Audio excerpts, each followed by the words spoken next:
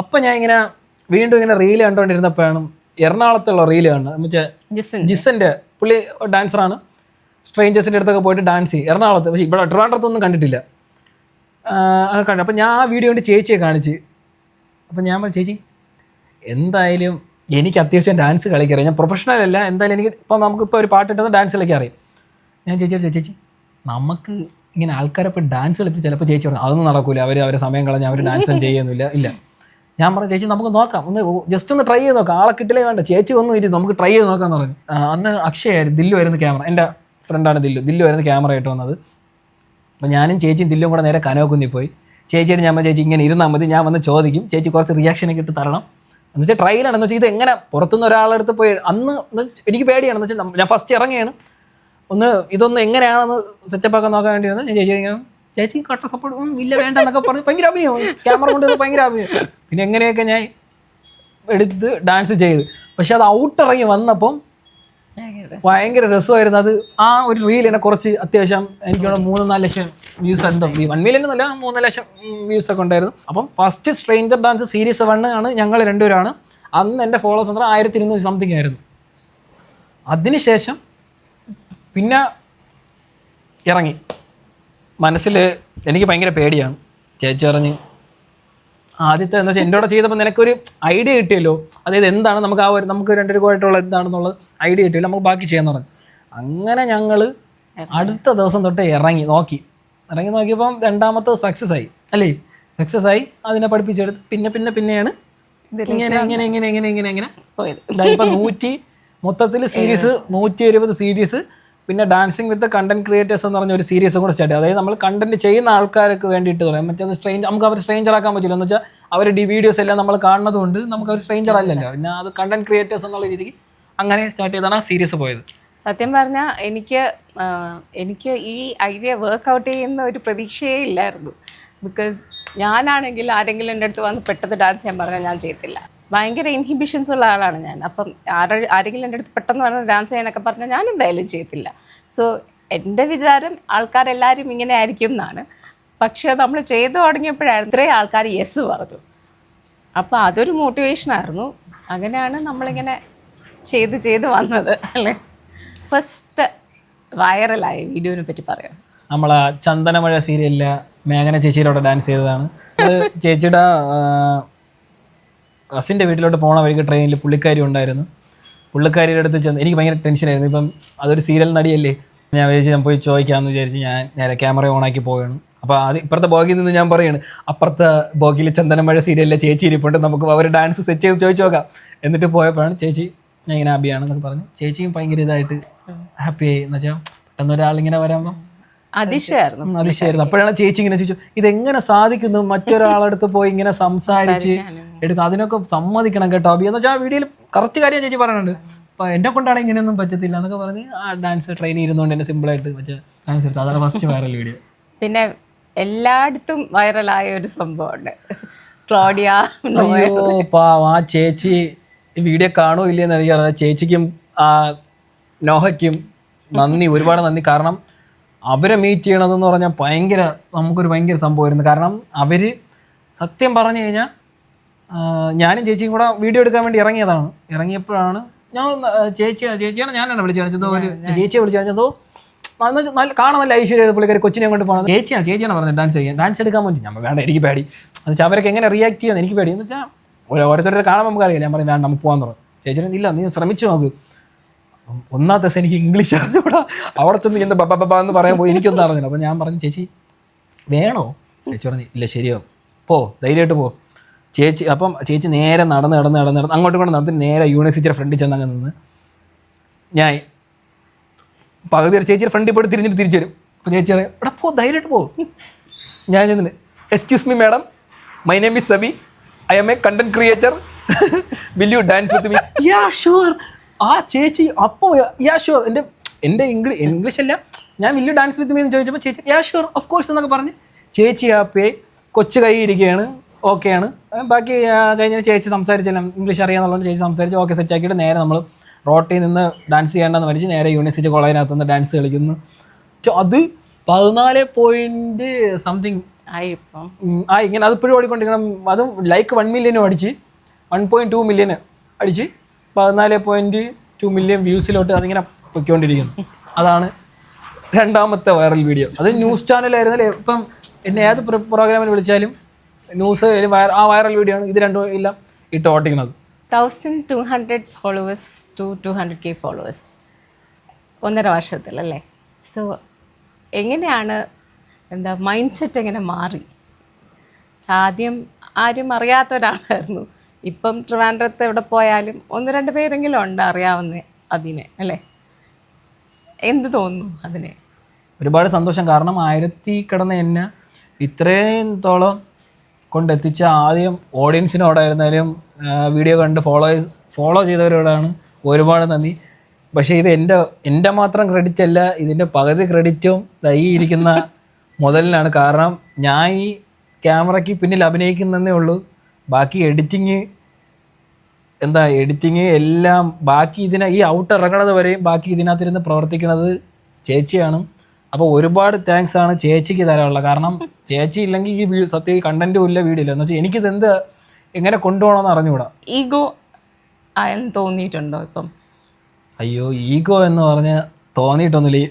പണ്ട് നിന്നതുപോലെ തന്നെ ഇപ്പം നിൽക്കണത്. പക്ഷെ അത് എടുത്തു പറയേണ്ട കുറച്ച് കാര്യങ്ങളാണ്. കാരണം ചിലർക്കൊരു വിചാരമുണ്ട് ഞാൻ എന്തോ വലിയ ആളായി ഇതിനായി. പക്ഷെ എനിക്ക് അങ്ങനെ തോന്നുന്നത്, പക്ഷേ നമുക്ക് കുറേ പേരിങ്ങനെ ഉണ്ട്. കാരണം ഇപ്പം അവൻ വലിയ ആളായി, അവനെ വിളിച്ചാൽ കിട്ടണം. പക്ഷെ ചിലർക്ക് പറഞ്ഞിട്ടില്ലെങ്കിലും അവരുടെ മനസ്സിൽ തോന്നും. പക്ഷെ എനിക്കത് അറിയാൻ പറ്റും. കാരണം നമ്മൾ കാണുന്നത് നമ്മളൊരു കണ്ടന്റ് ഇട്ട് റീൽ ഇടുന്നു പോകുന്നു. പക്ഷേ അത് മാത്രമല്ല, ബിസിനസ് എന്ന് പറയുമ്പോൾ അതിൻ്റെ ഫിനാൻസസ് എല്ലാം കൂടെ ആകുമ്പോൾ നമുക്ക് ആകെ തലപ്രാന്താണ്. പിന്നെ ആഴ്ചയിൽ നമുക്ക് കണ്ടന്റ് ഇടണം. കണ്ടന്റ് ഒരു ദിവസം എടുത്തില്ലെങ്കിൽ അതിനും ഭയങ്കര വെപ്രോളം തലവേദനയാണ്. രണ്ടാമത്തെ ദിവസം എന്ന് പറഞ്ഞാൽ ഡാൻസാണ്. ഡാൻസ് ഇറങ്ങി ചെന്നിട്ട് അവരെ പഠിപ്പിച്ചെടുത്ത് നമുക്ക് ടൈം കുറച്ച് പ്രശ്നങ്ങളുണ്ട്. ആൾക്കാർ കണ്ടന്റ് മാത്രമേ കാണുള്ളൂ, അതിൻ്റെ പുറകിലുള്ള എഫേർട്ടും ഒന്നും അറിയുന്നില്ല. സോ അതിനെ പറ്റിയിട്ടൊന്ന് പറയാമോ? കണ്ടന്റ് ഉണ്ടാക്കുന്നതിൻ്റെ പ്രോസസ്സ്. ഞാനിടുന്ന റീല് കാണുന്നത് ഇവൻ ഡെയിലി വീഡിയോ ഇട്ടുകൊണ്ടിരിക്കുന്നു. പക്ഷേ നമ്മളൊരു 10 പേരെടുത്ത് ചോദിച്ചാൽ മാത്രമേ നമുക്ക് അതിൽ നിന്ന് ഒരു വീഡിയോ കിട്ടുകയുള്ളൂ. ഭയങ്കര എഫേർട്ടല്ല. നമ്മൾ എത്ര പേര് നോ പറഞ്ഞിട്ടുണ്ട്, ചിലവർ അടിക്കാൻ വന്നിട്ടുണ്ട്. ഇത് എഡിറ്റ് ചെയ്യാനെന്ന് പറഞ്ഞാൽ നമുക്ക് ആദ്യം ഇത് ക്ലിപ്പെല്ലാം എടുത്ത് നമ്മൾ ചെയ്യുന്ന സോഫ്റ്റ്വെയർ എന്ന് പറഞ്ഞാൽ ഡാവിഞ്ചി റിസോൾവിലാണ്. എല്ലാം എടുത്തിട്ട് അതിനെല്ലാം കട്ട് ചെയ്ത് ഒരു 1.5-2 മിനിറ്റിനകത്ത് ആക്കി എടുക്കണമെന്നാണ് നമ്മളെ. പിന്നെ സബ് ടൈറ്റിൽ ചെയ്യണം, അങ്ങനെ കുറച്ച് വർക്കുണ്ട്. ആദ്യത്തെ അബിയുടെ ഉദ്ദേശം എന്ന് വെച്ചാൽ റീച്ച് കൂട്ടാൻ, ആൾക്കാരൊന്ന് അറിയണം എന്നെ, അങ്ങനത്തെ ഒരു സൂപ്പർഫിഷ്യൽ ഇതായിരുന്നു. ഇപ്പം 170 എപ്പിസോഡ്സ് ആയി. ഞാനും ഉണ്ടായിരുന്നു ഈ 170 എപ്പിസോഡ്സിൽ കൂടെ. സോ ഒത്തിരി ആൾക്കാരെ മീറ്റ് ചെയ്തു. ഇപ്പം എന്താണ് ഈ കണ്ടന്റിൽ നിന്നും കിട്ടുന്നത് അതിക്ക്? ഇപ്പം കുറച്ച് ഇടയ്ക്ക് ഗ്യാപ്പുകളിൽ വെച്ച് എൻ്റെ കണ്ടന്റിന് കുറച്ച് നല്ല വ്യത്യാസം. കാരണം എന്ന് പറഞ്ഞാൽ നമ്മൾ പഴയ പാറ്റേൺ അല്ല ഇപ്പം പിടിച്ച് വരുന്നത്. പണ്ടെന്ന് പറഞ്ഞാൽ നമ്മൾ ഡാൻസ് ചോദിക്കുന്നു, അവരുടെ റിയാക്ഷൻ എടുക്കുന്നു, ഡാൻസ് എടുക്കുന്നു, പോകുന്നു. ഇപ്പം ഞാൻ അവരെ പറ്റി ഞാനല്ല, ചേച്ചിയാണ് പറയണത്, അവരെ പറ്റി സംസാരിക്കാൻ. ഞങ്ങൾ സംസാരിച്ച് അവരുടെ കാര്യങ്ങളൊക്കെ മൊത്തം അറിഞ്ഞ് അവരെ നമ്മളൊന്ന് ഹാപ്പിയാക്കും. നമ്മളെ കൊണ്ട് പറ്റണതാണെങ്കിൽ നമ്മൾ ഹാപ്പിയാക്കും. നമ്മളിൽ നിന്നും വ്യത്യാസമുള്ള ഒത്തിരി ആൾക്കാരുണ്ട്. അവരെ പരിചയപ്പെടുന്നു, അവരായിട്ട് ഇൻട്രാക്ട് ചെയ്യുന്നു അല്ലേ, അതിലൊരു സന്തോഷം. സത്യം പറഞ്ഞാൽ ഈ കണ്ടന്റ് എടുക്കാൻ പോകുമ്പോഴാണ് അറിയണത് ഇവരൊക്കെ എന്ത് പാവമാണ്. നമുക്ക് ഭയങ്കര സൗഹൃദം അല്ലേ, നമുക്ക് കുറേ ആൾക്കാർ ഭയങ്കര സൗഹൃദങ്ങൾ ഇഷ്ടം പോലെ ഇതിനകത്ത് നമുക്ക് കുറേ ആൾക്കാരെ കിട്ടും. സത്യം പറഞ്ഞാൽ ഇത് കണ്ടന്റ് അല്ല, നമ്മളൊരു ലൈഫ്. ഇപ്പം എന്താ പറയുക, എന്തോ ഉറങ്ങിക്കിടക്കുന്ന ഒരു മനുഷ്യനെ ഞങ്ങൾ ചെന്ന് ഉണർത്തി എടുക്കുന്ന ആ ഒരു ഫീലാണ്. എന്ന് വെച്ചാൽ ആരും അവർ ചിലപ്പോൾ സംസാരിക്കാൻ കാണില്ല, അവരെന്തെങ്കിലും ഡിപ്രഷനും കാര്യങ്ങളായിട്ട് ഇരിക്കണം. നമ്മൾ ആ സമയത്തായിരിക്കും ഞാൻ ചെന്ന് ഡാൻസ് വയ്ക്കണം. അപ്പോൾ ആദ്യമൊക്കെ ദേഷ്യപ്പെടും, പിന്നെ സ്വാഭാവികമായിട്ട് നമ്മളത് പറഞ്ഞ് കൺവിൻസ് ചെയ്ത് കുറച്ച് നമ്മൾ സംസാരിച്ചൊക്കെ വരുമ്പോഴത്തേക്കും അവരും ഹാപ്പിയാവും, നമ്മൾ ഡാൻസ് കഴിഞ്ഞ ശേഷം ഭയങ്കര ഹാപ്പിയാവും. അങ്ങനെ ഒത്തിരി പേരെ ഡാൻസ് അറിയില്ല എന്ന് പറഞ്ഞ ആൾക്കാരെ ഡാൻസ് ചെയ്യിപ്പിച്ചിട്ടുണ്ടല്ലേ. പിന്നെ അപ്പം അതിൽ നിന്നൊക്കെ എന്ത് തോന്നുന്നു? അങ്ങനെ അതൊക്കെ ഭയങ്കര സന്തോഷമായ കാര്യമാണ്. എന്ന് വെച്ചാൽ എന്നെ കൊണ്ട് പറ്റുമല്ലോ, ഒരാൾ കരഞ്ഞുകൊണ്ടിരിക്കുന്ന ഒരാളെ കൊണ്ട് എനിക്ക് പെട്ടെന്ന് അവർ ചിരിപ്പിക്കാനും. സപ്പോർട്ട് വൈസ് എങ്ങനെയാണ് സപ്പോർട്ട്? ഇപ്പം ഫാമിലി ആദ്യമൊക്കെ അവർക്കും ഡൗട്ട് ഉണ്ടായിരുന്നു, ഇങ്ങനെ തന്നെ ഒരു ഫീൽഡിൽ ഒരു ഫ്യൂച്ചർ ഉണ്ടാക്കാൻ പറ്റുമോ? ഇപ്പോഴെങ്ങനെയാണ് അവരുടെ? ഇപ്പം അങ്ങനെയൊക്കെ ചോദിച്ചു കഴിഞ്ഞാൽ ഇപ്പോഴും ചെറുതായിട്ടൊക്കെ ചെറിയ പ്രഷറുണ്ട് വീട്ടിൽ. പിന്നെ സ്വന്തം കമ്പനി ആയതുകൂടെ പറഞ്ഞുകൊണ്ട് നമ്മൾ സ്ഥിരം വരുമാനം കിട്ടുന്ന ആൾക്കാരല്ല, നമുക്ക് നമ്മളെ വർക്ക് വരുമ്പോഴേ നമുക്കൊരു വരുമാനം വരുന്നത്. അപ്പോൾ അതിൻ്റെ ഒരു ടെൻഷനാണ് വീട്ടുകാർക്ക്. എന്ന് വെച്ചാൽ ഒന്നാമത്തെ കാര്യം എന്ന് പറഞ്ഞാൽ എനിക്ക് ഭയങ്കര എടുത്തുചാട്ടമാണ്, അറിയാമല്ലേ. എന്ന് വെച്ചാൽ ഞാൻ ഇപ്പം ഇന്നിപ്പോൾ ഒരു കാര്യം ചിന്തിച്ച് കഴിഞ്ഞാൽ ഞാൻ അത് നേടും. ഞാൻ ഇപ്പോഴും ഞാൻ എന്ന് വെച്ചാൽ എൻ്റെ മൈൻഡ് എന്ന് പറഞ്ഞാൽ ഞാൻ ഒരു സാധനം ആഗ്രഹിച്ചാൽ ഞാൻ അത് നേടിയെടുക്കും. പിന്നീടാണ് ഞാൻ ആലോചിക്കണത് അത് വേണ്ടായിരുന്നു, അത് ചെയ്യേണ്ടായിരുന്നു, അത് എവിടെ നിന്ന് നമ്മൾ എങ്ങനെ ഒപ്പിക്കും, അതൊന്നും ചിന്തിക്കുന്നില്ല. എടുത്തു ചാടി അതങ്ങ് ചെയ്യുന്നു. അപ്പോഴാണ് വീട്ടുകാർക്ക് ഒരു ടെൻഷൻ, ഇത് നമ്മളെങ്ങനെ ഒരു സ്ഥിര വരുമാനം ഇല്ലാണ്ട് ഇവൻ ഇത് എങ്ങനെ ഇത് മുന്നോട്ട് കൊണ്ടുപോകും. ഈ കണ്ടന്റ് കാണുമ്പോഴും ഒക്കെ എങ്ങനെയാണ് അവരുടെ ഇപ്പോഴെന്ന് പറഞ്ഞാൽ ഇപ്പോൾ ഒന്നാമത്തെ കേസ് പണ്ട് അച്ഛന് അമ്മയ്ക്കൊക്കെ ആയിരുന്നെങ്കിൽ ഇവ എന്തിനു ഇതൊക്കെ ചെയ്യണത് ഇങ്ങനെയൊക്കെ.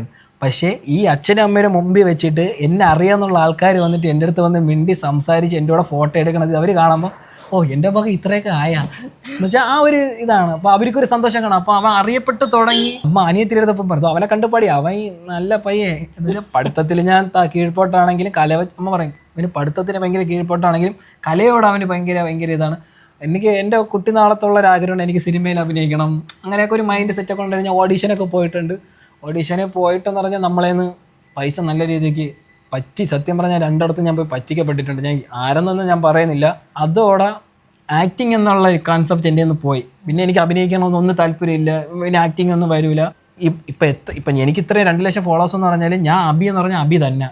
ഇൻസ്റ്റാഗ്രാം എന്ന് പറഞ്ഞാൽ അക്കൗണ്ടിനകത്താണ് ഈ ഫോളോവേഴ്സും ഉള്ളത്. നോർമലി ഞാൻ നിങ്ങളെപ്പോലുള്ള സാധാരണക്കാരനായ ഒരാളാണ് ഞാനും. അല്ല എനിക്ക് അങ്ങനെ ഇപ്പം ഞാൻ ഇൻസ്റ്റയിലുള്ള കണക്ക് ഞാൻ മറ്റേ വലിയ ആളാണ്, മറ്റേ ആ ഒരു സെറ്റപ്പ് ഇല്ല. ഇനി എന്താണ് ഫ്യൂച്ചർ? ഇനി ഫ്യൂച്ചർ പാളെന്ന് പറഞ്ഞാൽ പണ്ടത്തെ അഭിനയം ഒന്നുകൂടെ പൊടി തട്ടി എടുത്താൽ കൊള്ളാമെന്നുണ്ട്. അതേത് അഭിയാണ്? അഭിയല്ല, പണ്ടത്തെ അഭിനയത്തിനെയും വേണമെങ്കിൽ അഭിനയം കൂടെ പൊക്കിയെടുത്താൽ കൊള്ളാമെന്നുണ്ട്. എനിക്ക് പണ്ട് ഇങ്ങനെ ഞാൻ പറഞ്ഞില്ല എനിക്ക് ഡാൻസ് കളിക്കണതും ഭയങ്കര ഇൻട്രസ്റ്റ് ആയിരുന്നു. അപ്പം എനിക്ക് ഡൈവ് അടിക്കാനും തലകുത്തി മറിക്കാനൊക്കെ ഭയങ്കര ഇഷ്ടമായിരുന്നു. പക്ഷേ പഠിച്ചിട്ടില്ല. പക്ഷേ അതും 2 കൈ നേരെ ആയിരുന്നാൽ മാത്രമല്ലേ നമുക്ക് ചെയ്യാൻ പറ്റൂ. പക്ഷേ എനിക്കിതാ ഇപ്പോൾ കാണിച്ചു തരികയാണ്. എനിക്ക് എൻ്റെ ഇവിടുത്തെ സത്യം പറഞ്ഞാൽ എനിക്ക് കയ്യിൽ മുട്ടില്ല. കാരണം നമ്മൾ നോർമൽ കൈ പോലെ അല്ല ഇത്, എനിക്ക് ഈ ഭാഗത്ത് മുട്ടില്ല. അപ്പോൾ എൻ്റെ കൈക്ക് 2 നല്ല വ്യത്യാസമുണ്ട്, ഒന്ന് വലുതും ഒന്ന് ചെറുതുമാണ്. അപ്പം ഇപ്പോൾ ഡൈവ് അടിക്കുകയാണെങ്കിൽ നമുക്ക് ഒരേ കൈ എങ്ങനെ നിന്നാലും നമുക്ക് ഒരേപോലെ നിൽക്കണം. പക്ഷേ എന്നെ കൊണ്ടത് പറ്റില്ല, സ്റ്റണ്ട് ചെയ്യാനൊന്നും പറ്റത്തില്ല. പക്ഷേ എൻ്റെ കൈ ഇല്ലാത്തതിൽ എപ്പോഴായിരുന്നാലും എനിക്ക് ഭയങ്കര വിഷമമാണെന്ന് വെച്ചാൽ പണ്ട് എന്നെക്കാൾ കുറേ പേര് എന്നെ എൻ്റെ കൂട്ടുകാരന്മാരെന്നുള്ള രീതിയിൽ കുറച്ച് പേരൊന്നും പറയാനില്ല എന്നെ കളിയാക്കുമായിരുന്നു. എന്നെ തൊത്തിക്കൈ എന്നവരെ വിളിച്ചിട്ടുണ്ട്. മീൻസ് ഈ മൊണ്ടിക്കായ അപ്പോൾ എന്നെ തൊത്തിക്കൈ എന്നൊക്കെ വിളിച്ചിട്ടുണ്ട്.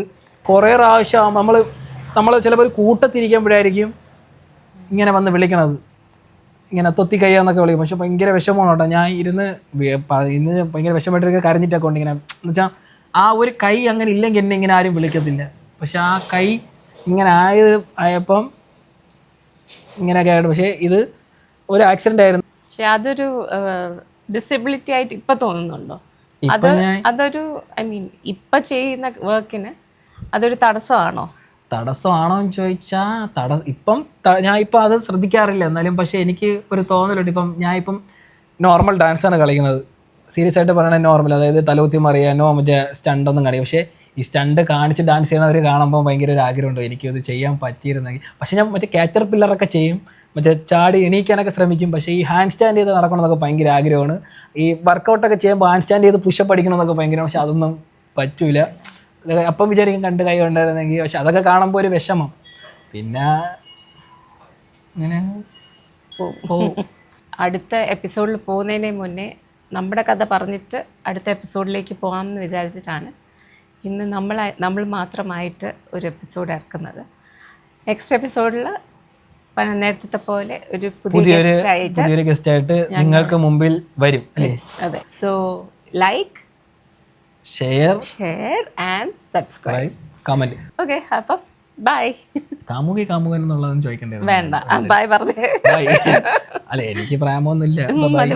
മതി.